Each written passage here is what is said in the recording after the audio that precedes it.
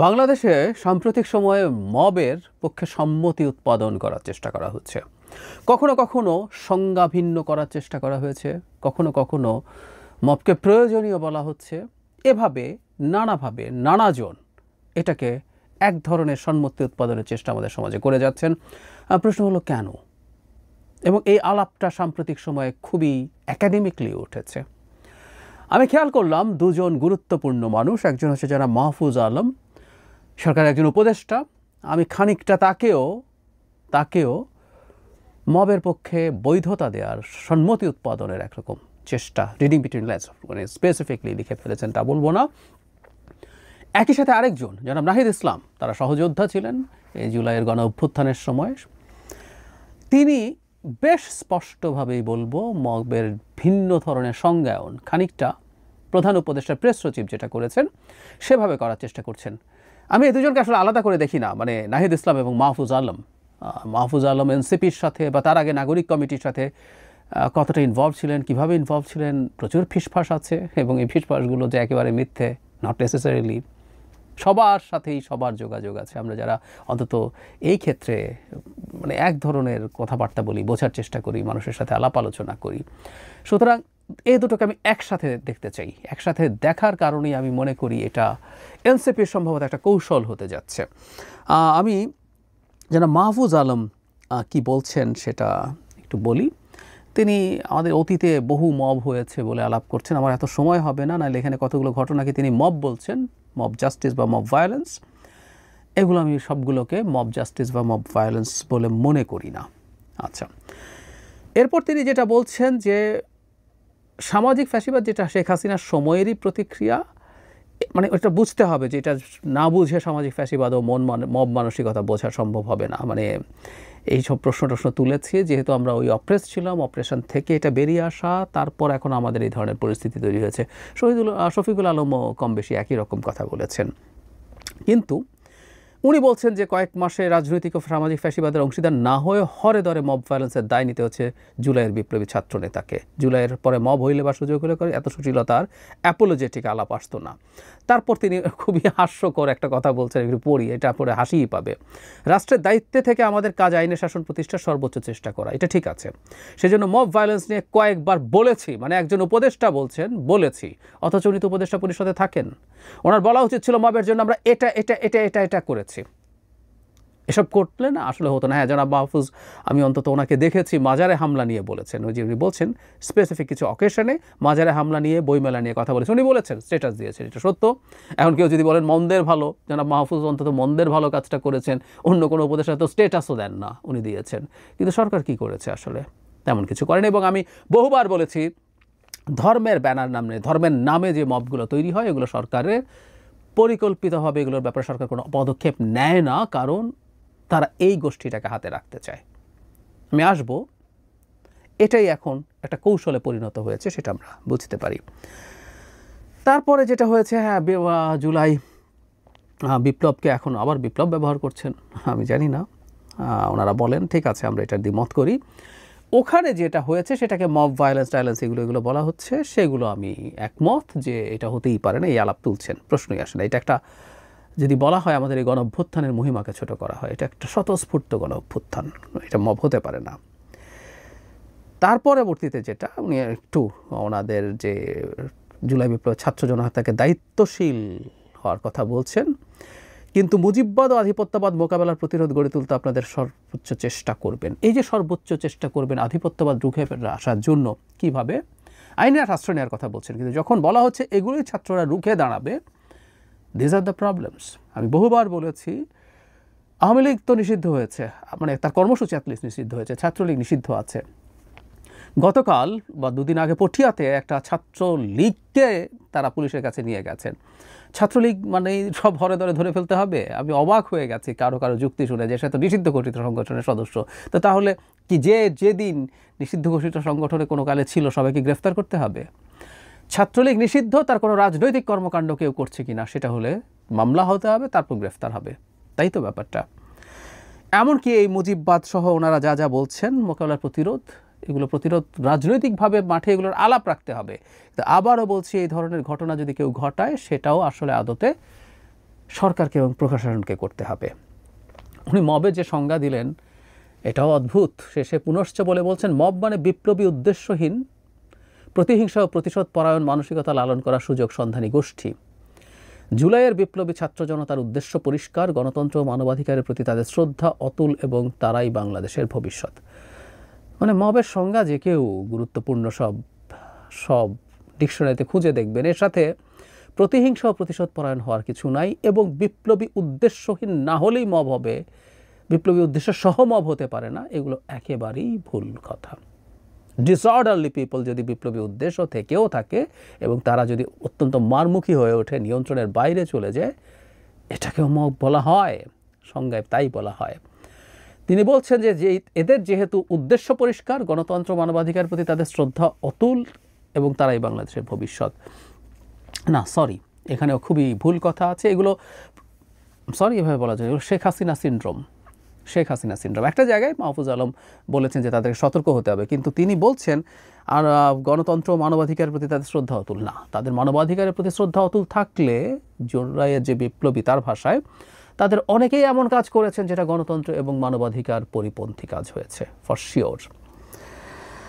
জনাব নাহিদ ইসলাম উনি খুব খোলামেলা অনেক কথাবার্তা বলছেন। তাকে প্রথম আলো জিজ্ঞেস করেছিল মবের বিষয়ে তার কোনো পর্যবেক্ষণ আছে কিনা। তারপর তিনি বলছেন যে সেনাবাহিনীর ভূমিকা কি তারা জানে না, পুলিশকে আরও সক্রিয় করা গেল না। তারপরে বলেছেন সক্রিয়, এটা ইন্টারেস্টিং, পুলিশকে আরও অনেক বেশি সক্রিয় করা সম্ভব হতো যদি শিক্ষার্থীদের আরও বেশি মাঠে রাখা যেত, ব্যবহার করা যেত। 5 আগস্টের পরে শিক্ষার্থীরা থানাগুলোকে সক্রিয় করেছিল। আচ্ছা, এরপর তিনি বলছেন মব বলে যেভাবে হেয় করা হচ্ছে সেটার সাথে আমরা একমত নই। যাদের মব বলা হচ্ছে এরা বিক্ষুব্ধ জনগণ, মানে কম বেশি প্রেশার গ্রুপ। শফিকুল আলম যেভাবে বলেছেন, সঠিক কর্মসূচি ও নেতৃত্ব না থাকার কারণে এদের নানাজন নানাভাবে ব্যবহার করছে, ডাইভার্ট করেছে, নিজের ব্যক্তিগত এজেন্ডা বা গোষ্ঠী এজেন্ডা তাদের ব্যবহার করা হয়েছে। এটা আমাদেরও সীমাবদ্ধতা। জনগণকে একটা দিকে ধাবিত করার মতো কর্মসূচি সরকারের দিক থেকে অনুপস্থিত ছিল। মানুষ কর্মসূচি চেয়েছে, দেশ গঠনের জন্য কাজ করতে চেয়েছে, কিন্তু সেটা সম্ভব হয়নি। দেখা যাচ্ছে পুরনো তর্ক, নানা ধরনের গোষ্ঠীগত স্বার্থের রাজনীতির ভিত্তিতে অভ্যুত্থানকারী বিভিন্ন অংশ নিজেদের মতাদর্শগতভাবে ভাগ করেছে, তাদের এখন মব হিসাবে ব্যবহার করা হচ্ছে। আমার কাছে মনে হয় যেটাকে মব বলা হচ্ছে এটা শুধু পুলিশ বা আইন শৃঙ্খলার বিষয় না, এটা হচ্ছে আরও বহু বছর বাংলাদেশে থাকবে, কারণ এরা অভ্যুত্থানকারী ছাত্র জনতা। মানে মবকে তিনি ইন জেনারেল অভ্যুত্থানকারী ছাত্র জনতা হিসাবে অ্যাকোমোডেট করলেন, বললেন তাদের মধ্যে নানান বিভেদ হয়েছে এবং তাদেরকে যেহেতু সঠিক কাজে লাগানো যায় নাই, আমি জানি না তাদের সঠিক কাজে লাগানোর মানে কি বোঝাচ্ছেন তিনি।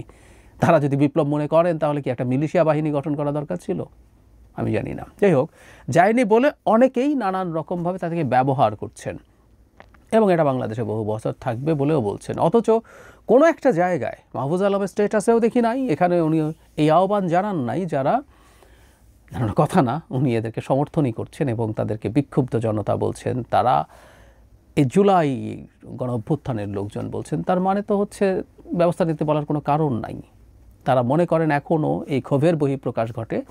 জনাব শফিকুল আলম যেমন বলছিল এখনও প্রেশার গ্রুপ হিসাবে তারা কাজ করে, এবং জনাব মাহফুজ আলমের ক্ষেত্রে দেখলাম যে তিনি বলছেন যে দীর্ঘকালীন যে ফ্যাসিবাদী ব্যবস্থা বাংলাদেশে কায়েম ছিল সেটার এক ধরনের আউটকাম এখানে হতে পারে, এটা খুব ভুল তা বলবো না, কিন্তু এটার ব্যাকগ্রাউন্ড যদি এটা হয়ে থাকে সেটা আমরা করে যাব কিনা is a serious problem, serious question.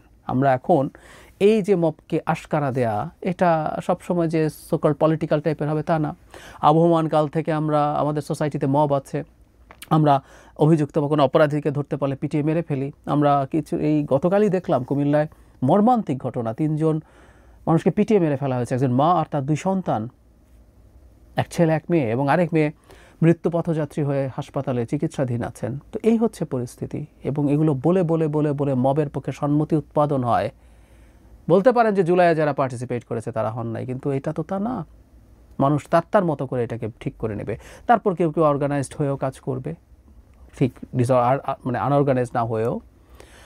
যে প্রশ্নটা করছিলাম এনসিপি মবকে নিয়ে কেন, বা সরকারের দিক থেকে, আমি জনাব শফিকুল আলম ব্যক্তিগত মন্তব্য হিসাবে বলেছেন, তারপর আমি তার এই পজিশনে থেকে এটা বলা একেবারে উচিত হয়েছে বলে মনে করি না। একই সাথে খুবই গুরুত্বপূর্ণ ইনফ্লুয়েন্সাররা এটা সমর্থন করছেন। আমি অনেককে দেখছি, পটিয়া থানায় কি হয়েছে এটা নিয়ে শুধু এনসিপির লোকজন যে পটিয়া থানাকে মাটিতে মিশিয়ে দিতে হবে, ফাঁসি দিয়ে ঝুলিয়ে রাখতে হবে ওসিকে, এসব বলেছেন তা না। এর বাইরেরও লোকজন আমি অনেককেই দেখেছি বিরাট সব বিপ্লবী স্ট্যাটাস দিচ্ছেন ওখানে কি করতে হবে না হবে, এবং এই অ্যানার্কির পক্ষে। কেন তাহলে করছেন তারা? আমি ধারণা করি, আমি বিশ্বাস করি এটা এই ঘটনা, সেটা হলো এনসিপি সম্ভবত তাদের মাঠের শক্তিতে হতাশ। যদিও উত্তরবঙ্গে তাদের কিছু সফরে আমরা বেশ কিছু লোকজনের জমায়েত দেখেছি, ইটস এ পজিটিভ সাইন। একটা নতুন দল যদি এ ধরনের ট্র্যাকশন পায় এটা আমাদের জন্য খুবই ভালো খবর। এনসিপির মতো একটা মধ্যপন্থী রাজনৈতিক দল, যদিও তারা আসলে কোন পন্থী নাকি অনেকটাই রাইটিস্ট সেসব আলাপ আসছে, বা রাইট সেন্টার রাইট ওসবে ঢুকছে না, তারা মুখে অ্যাটলিস্ট সেটা বলেন। কিন্তু তাদের যদি যথেষ্টের বেশি লোকজন না থাকে, তাদের আসলে মাঠে একটা কোয়ার্সিভ পাওয়ার থাকা দরকার। আমাদের যে দলগুলো বড় আছে তাদের মাঠে কিন্তু প্রচুর কর্মী বাহিনী থাকে, অর্গানাইজ কর্মী বাহিনী। এখন এনসিপির তো হাতে একটা শক্তি দেখানোর মতো অস্ত্র থাকা লাগবে। এখন প্রশ্ন হচ্ছে সেটাই কি মব? কারণ তারা এটাকে মানে যে কোনো উদ্দেশ্যে যে কোনো কারণে এটা তারা করবেন না, করা উচিত হবে না। এই যে ইনিয়ে বিনিয়ে নানান রকম ব্যাখ্যাগুলো ইনিয়ে বিনিয়ে দেওয়ার প্রবলেম কেমন হয় জানেন? আমি একটা উদাহরণ দিই। আমাদের ট্রেডিশনাল যে মব, আমরা মব লিঞ্চিং করি, মানুষকে পিটিয়ে মেরে ফেলি, ব্যাখ্যা দেওয়া যায় তো? আমি অনেকে দিতে দেখেছি।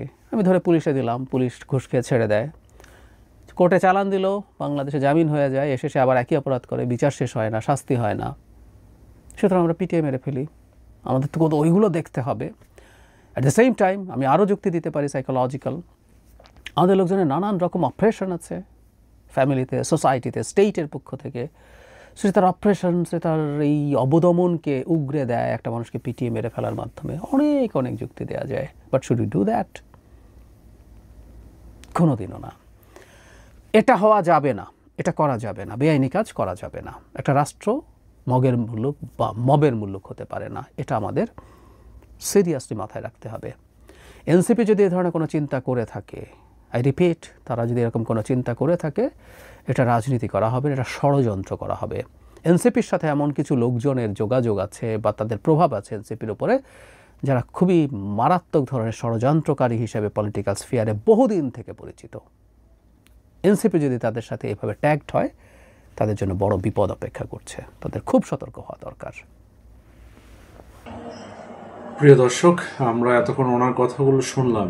আসলে মব নিয়ে বিভিন্ন ব্যক্তিবর্গ বিভিন্নভাবে কথা বলেছেন, এবং মব বিষয়ে যে বিষয়গুলো সামনে এসেছে, আসলে যে কোনো ব্যক্তি অপরাধ করার ক্ষেত্রে কিন্তু তার ন্যায্য বিচার পাওয়ার অধিকার আছে। সেই কথা যদি আমরা চিন্তাও করি, তাহলে মব করে কাউকে এভাবে মৃত্যুর পথে নিয়ে যাওয়া কিন্তু আসলে এটি অনেক ন্যাক্কারজনক একটি ঘটনা, এবং সেটি যে ব্যক্তি বা যে কোনো উদ্দেশ্য বা যে কোনো পরিস্থিতিতেই হোক না কেন। অতএব মব বিষয়ে যে বিষয়গুলো বারবার আলোচনা হচ্ছে, এবং আমরা এর আগে একটি ভিডিও দেখতেছি, মিটার পিনাকি ভট্টাচার্য উনি কিন্তু বলেছেন যে আসলে মবের যে বিষয়টি, মব কালচার তৈরি করে যেভাবে পরিস্থিতি বাংলাদেশে তৈরি করা হয়েছে, এটি হচ্ছে বিশ্ব রাজনীতি এবং বিশ্ব যে যারা বিভিন্ন রাজনৈতিক দল এবং বিভিন্ন দেশের উপর নানা ধরনের প্রভাব খাটানোর চেষ্টা করে, এবং তাদের মতবাদ কিন্তু সেই দেশে পরিচালনার ক্ষেত্রে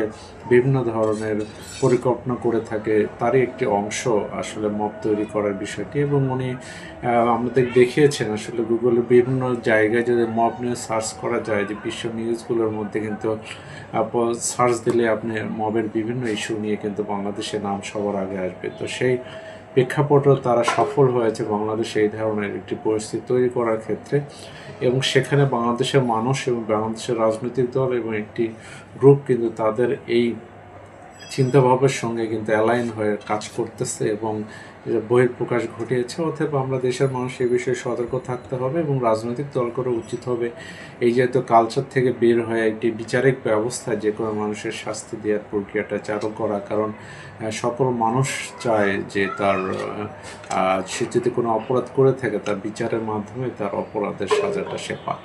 অতএব সকল মানুষ তার নিরপরাধ মানুষ থেকে কোনো ধরনের এই জাতীয় শিকার যেন না হয়, সেটি আমাদের সকল আশা, এবং আইনশৃঙ্খলা বাহিনীও এই বিষয়ে গুরুত্ব দেওয়া উচিত।